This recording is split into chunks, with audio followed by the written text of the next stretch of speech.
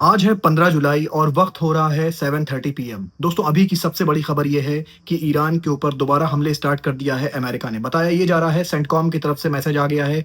CENTCOM ने कहा है कि हमने दोबारा हमले स्टार्ट कर दिए हैं ईरान के ऊपर। बताया ये जा रहा है ईरान के चाबहार जो पोर्ट है जो कि साउदर्न ईरान में है, उसके ऊपर हमले शुरू हो गए हैं। दोस्तों मैं आपको बता दूं, चाबहार जो है ये ओनली डीप वाटर पोर्ट है ईरान का, स्ट्रेट ऑफ हॉर्मुज के बाद, और यहाँ से ईरान वर्ल्ड में हर जगह कनेक्ट करता है। इंडियन ओशन से यहाँ पर कनेक्ट करता है ईरान, यहाँ से ईरान अफगानिस्तान से कनेक्ट करता है। ये जो पोर्ट है ईरान का, ये ईरान को एक्सेस दे देता है पूरी एशियाई कंट्रीज से कनेक्ट होने का, और ये बाईपास करता है पाकिस्तान को। और दोस्तों ये बताया जा रहा है कि स्ट्रेटेजिकली बहुत इंपॉर्टेंट है ईरान के लिए, इकोनॉमिकली बहुत इंपॉर्टेंट है।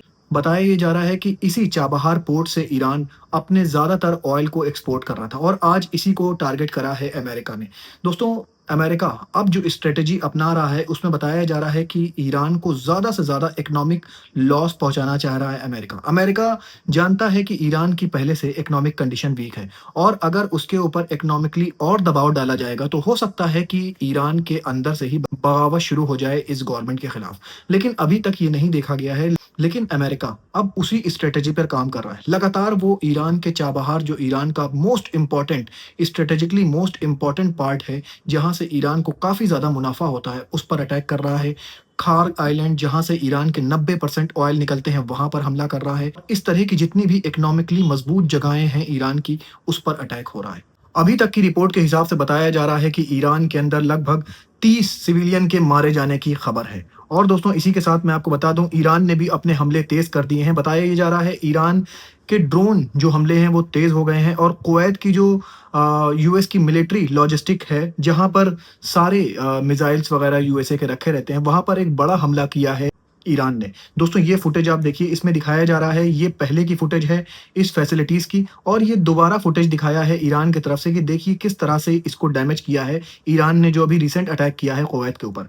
ईरान की तरफ से रिपोर्ट आई है कि अमेरिका की 85 से ज़्यादा बेसिस को मिडिल ईस्ट के अंदर निशाना बनाया है ईरान ने। उधर अमेरिका की तरफ से भी रिपोर्ट आ गई है। अमेरिका ने कहा है 200 से ज़्यादा इलाकों को टारगेट करा गया है ईरान के अंदर, और लगातार टारगेट करा जा रहा है। डोनाल्ड ट्रंप ने जबकि सुबह हिंट दिया था कि हो सकता है नेक्स्ट वीक बातचीत होने की उम्मीद है, लेकिन दोस्तों जिस हिसाब से हमले हो रहे हैं और ईरान भी हमले कर रहा है, अब ये उम्मीद कम दिखाई दे रही है। अब मैं खबर आपको रशिया और यूक्रेन की बता दूं। दोस्तों रशिया ने एक बड़ा हमला किया है ओडिशा, जो कि यूक्रेनियन इलाका है, उस पर, और बताया ये जा रहा है इसमें 3 लोगों के मारे जाने की खबर है। दोस्तों कल ही रशिया की तरफ से बयान आ गया था कि जिस हिसाब से हमारी सिविलियन शिप को टारगेट कर रहा है यूक्रेन, तो हम भी अब यूक्रेन के सिविलियन इलाकों को, सिविलियन इंफ्रास्ट्रक्चर को टारगेट करेंगे। यूनियन सीक्रेट एजेंसीज की तरफ से पहले ही वार्न कर दिया गया है, यूक्रेन के इंफ्रास्ट्रक्चर पर रशिया एक बड़ा हमला कर सकता है, और दोस्तों हो सकता है कि ये हमला 24 घंटे के अंदर हो जाए।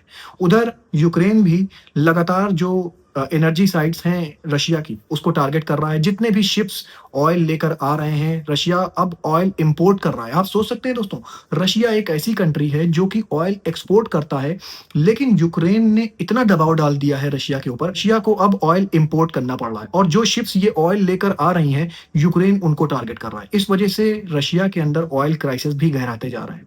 दोस्तों ये वॉर खुद अपने आप में बहुत ज्यादा गहराती जा रही है।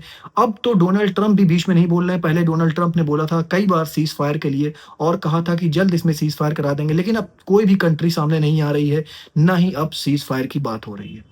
देखिए दोस्तों इसमें आगे क्या होता है। दोस्तों आप तो जानते हैं कि क्यूबा और अमेरिका के बीच में कुछ भी अच्छा नहीं चल रहा है। कई बार अमेरिका के प्रेसिडेंट डोनाल्ड ट्रंप ने कहा है कि अब हम क्यूबा के ऊपर पूरी तरह से कंट्रोल हासिल कर लेंगे। इसी के चलते क्यूबा के ऊपर कई सालों से ब्लॉकेट भी लगा हुआ है, और कुछ दिन पहले की रिपोर्ट ये थी कि पूरा क्यूबा अंधेरे में डूब गया था, कहीं भी लाइट नहीं थी। दोस्तों उसी के चलते चाइनीज फॉरेन मिनिस्टर ने कल एक प्रेस कॉन्फ्रेंस में कहा कि अमेरिका ने क्यूबा के ऊपर 60 साल से अपना ब्लॉकेट लगा रखा है, जिस वजह से क्यूबा के अंदर जो लोग हैं उनको बहुत ज़्यादा दिक्कत का सामना करना पड़ रहा है। उनके लिए ये बहुत ही ज़्यादा सफरिंग की बात है। इसलिए अमेरिका को अपना ब्लॉकेट जो है वो जल्द से जल्द हटा देना चाहिए। चाइना ने आगे कहा कि चाइना क्यूबा के साथ पूरी तौर पर खड़ा हुआ है, चाइना का सपोर्ट क्यूबा के साथ है। देखिए दोस्तों इसमें आगे क्या होता है। दोस्तों मैं आपको खबर बता दूं, बावी जो तूफान, जो टाइफून आया है उसके बारे में। दोस्तों एक जो वीडियो है वो बहुत ज़्यादा वायरल हो रहा है। दोस्तों इस वीडियो में दिखाया जा रहा है कि एक बिल्ली एक पेड़ के ऊपर फंस जाती है, और चारों तरफ सिर्फ पानी होता है, वहां से उसको निकलने का कोई रास्ता नहीं मिलता। जब वहाँ से एक शख्स गुज़र रहा होता है, तो वो देखता है कि ये बिल्ली फँसी हुई है, तो वो अपने सोशल मीडिया अकाउंट से इसको हर जगह पोस्ट करता है। और दोस्तों ये पोस्ट इतनी ज़्यादा वायरल होती है कि वहाँ पर लोग इकट्ठा होने लगते हैं उस बिल्ली को बचाने के लिए।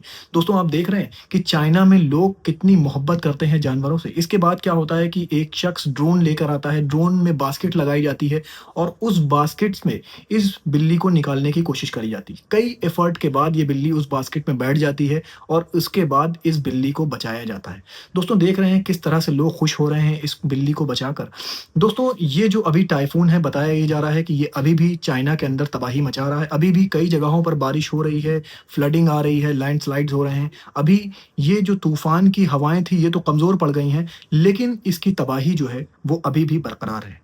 दोस्तों मैं ऐसे ही खबरें लेकर आपके पास आता रहूँगा। अपना बहुत ख़्याल रखिए और मुझे भी अपनी दुआओं में याद रखिए।